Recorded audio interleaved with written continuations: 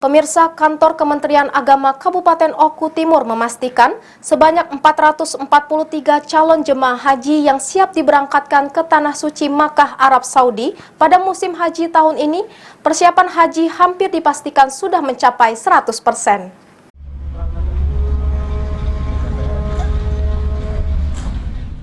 Kantor Kementerian Agama Kabupaten Oku Timur memastikan sebanyak 443 calon jemaah haji siap diberangkatkan ke Tanah Suci pada musim haji tahun ini.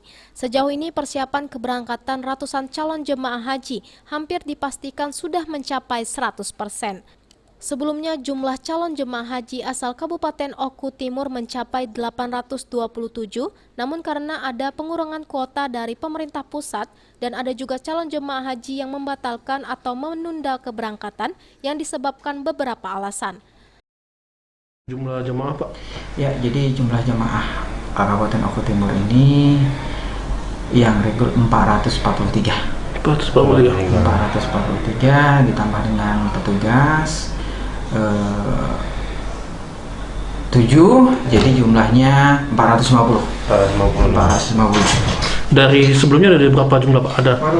Jadi jemaah haji banyak ceritanya kan. Ada 445, kemudian ada yang mengundurkan diri, kemudian ada juga yang kemarin bertentangan dengan ini ya, syarat ya. Berarti setelah melewati itu akhirnya muncullah angka 443. Ya, jadi yang batal berapa berangkat? Jadi gagal berangkat. Gagal berangkat ini tahun ini.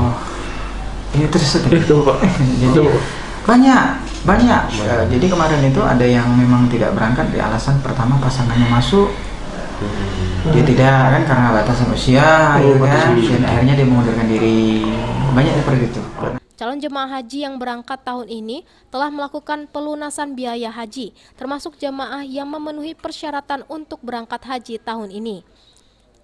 Juga sudah mendapat vaksin COVID-19 dan untuk manasik haji naudah dilaksanakan. Rencananya, pelepasan calon jemaah haji nanti akan dilakukan langsung oleh Bupati Oku Timur Lanosin Hamzah pada tanggal 23 Juni mendatang. Aji, PAL TV.